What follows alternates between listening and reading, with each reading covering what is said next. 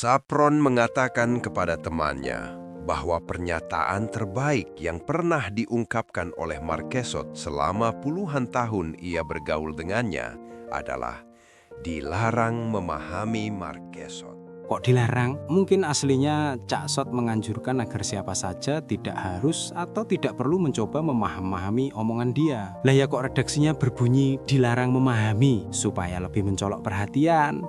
Kan orang zaman sekarang tidak bisa tersentuh oleh anjuran. Larangan saja banyak dilanggar kok. Apa haknya melarang-larang orang? Kita ambil saja sisi positifnya.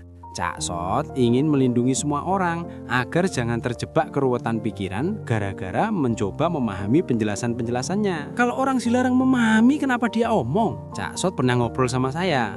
Kata dia, omongan itu seperti tanaman. Masuknya kata, kalimat, atau susunan makna dari mulut orang ke telinga dan otak atau rasa kita itu bersifat seperti bermacam-macamnya biji tanaman. Sok filosofis memang ya dia itu. Kata Cak Sot, orang hidup tidak bisa mengelak dari filsafat, meskipun tidak setiap orang perlu menjadi ahli filsafat. Narik becak saja harus ada landasan filsafatnya yang tercermin pada pemahamannya kenapa dia narik becak, niatnya apa, manfaatnya apa. Filsafat itu kan akar ilmu. Kalau kita narik becak tanpa fisiologi hidup yang jelas, misalnya niat mensyukuri anugerah badan sehat atau mencari nikmatnya membanting tulang untuk menghidupi anak istri, kita jadi mudah lelah. Memang Cak Sot pernah mengalami narik becak, bukan di situ letak masalahnya, tapi pada keputusan filosofis setiap orang ketika melakukan sesuatu. Terserah apa narik becak, menanam jagung, membenggali motor, menjahit topi, membangun gedung, mendirikan pabrik, atau apapun, pangkal filosofinya itu yang akan ikut menentukan segala sesuatu yang akan terjadi pada dia di luar takdir Tuhan. Lah maksudnya omongan itu sama dengan benih tanaman itu apa sih? Kalau ada kata-kata atau kalimat-kalimat yang masuk ke otak kita, sifatnya berbeda-beda. Ada yang langsung bisa dinikmati, ada yang seperti rumput, nunggu 2-3 hari baru tumbuh maknanya. Ada yang 3-4 bulan baru berbuah seperti jagung. Ada yang bertahun-tahun, bahkan puluhan tahun, seperti pohon jati. Baru orang yang dimasuki kata-kata itu menemukan maknanya. Ya paham kalau cuma itu, tapi siapa yang mengurusi tumbuh tidaknya, bersemai tidaknya, atau berbuah tidaknya kalimat-kalimat itu menjadi makna hidup? Saya juga pernah menanyakan itu kepada Cak Sot. Kata dia yang menentukan ya akal pikiran orang itu sendiri. Kalau dia membiasakan otaknya bekerja, ya mungkin akan dapat makna. Tapi kalau dia malas memutar otaknya, apalagi sampai akal pikirannya membeku, ya kata dan kalimat yang masuk itu akan hanya menjadi sampah. Kan tidak mungkin otak membeku, ya mungkin tidak sampai beku, tapi nganggur. Kata anak sekarang, tidak loading, mesin berpikirnya karatan. Tapi buktinya banyak orang pikirannya biasa-biasa saja bisa sukses hidupnya. Banyak orang tidak pinter bisa kaya.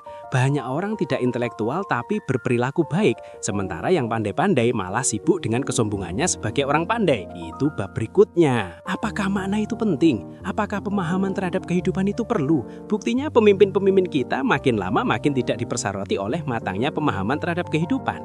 Orang bikin sekolahan dan universitas tapi di puncaknya mereka memilih pemimpin tertinggi dengan tidak memperdulikan hasil sekolahan dan universitas. Pemimpin tertinggi kita makin lama makin kurang berpendidikan, baik pendidikan sekolahan maupun pendidikan kehidupan yang di luar itu dan lebih luas dari ilmu persekolahan. Ternyata diam-diam kamu terpengaruh oleh omongan-omongan Marquesot juga rupanya. Ndak dong, tidak perlu seorang Marquesot untuk menemukan kenyataan seperti itu. Kuli-kuli pasar saja tahu bahwa makin lama pemimpin-pemimpin itu makin tidak bermutu, makin tidak jelas ukuran untuk layak menjadi pemimpin. Cak Sot sangat banyak bicara tentang kepemimpinan, tapi yang kita bicarakan sekarang kan justru dilarang memahami Marquesot, terlebih-lebih lagi bab kepemimpinan. Kalau dilarang memahami ya mending tidak usah mendengarkan. Loh, dengarkan saja itu lebih menguntungkan. Ndak nalar kamu ini. Kita memang tidak perlu mendengar, apalagi memahami. Cukup mesin memori otak dan perasaan jiwamu saja yang mendengarkan. Kita bisa tetap main gaple. Gimana itu? Cak Sot pernah menasihati saya. Kamu tidak perlu berpikir. Wakilkan kepada otakmu untuk berpikir dan ucapkan di batinmu terima kasih kepada Tuhan yang telah selalu memperbantukan gelombang akalnya membantu otak kita untuk mengolah nilai-nilai. Aduh, filsafat lagi. Maka puluhan tahun saya dengarkan terus apa saja yang ngerocos dari mulut Cak Sot.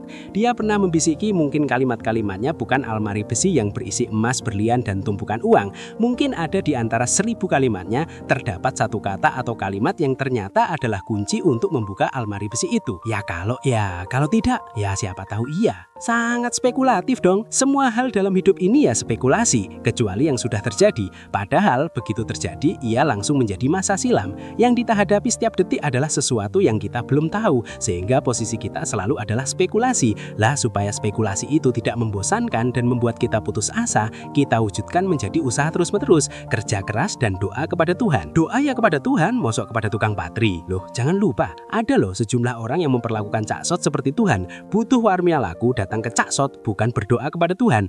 Itu kan cuma minta urun doa, minta bantuan agar Cak Sot juga ikut mendoakan. Tapi nanti kalau warungnya tetap tidak laku, Cak Sot yang disalahkan, karena mustahil dia berani menyalahkan Tuhan. Memang sih banyak orang datang ke kiai atau ulama, tapi muatan di dalam hatinya adalah merdukun. Diam-diam memperlakukan kiai itu sebagai dukun. Jadi konstruksi hubungannya berbeda dengan hubungan kiai santri yang seharusnya. Kalau kiai santri itu urusan pembelajaran hidup menuju dan dalam lingkup ridha Tuhan. Kalau medukun itu membawa hajat yang semestinya dibawa langsung ke Tuhan, tapi dibawa ke kiai, karena menyimpulkan bahwa si kiai itu orang dekatnya Tuhan. Jelas sekarang bahwa meskipun tampaknya banyak membantah Cak Sot, tapi kamu diam-diam menjadi murid tekunnya Marquesot. Itu jelas fitnah. Saya tidak pernah memahami Marquesot. Makanya tadi saya bilang ke kamu, pernyataan dilarang memahami Marquesot supaya kamu merasa lebih aman. Untuk apa memahami Cak Sot? Dia cuma ahli dubur.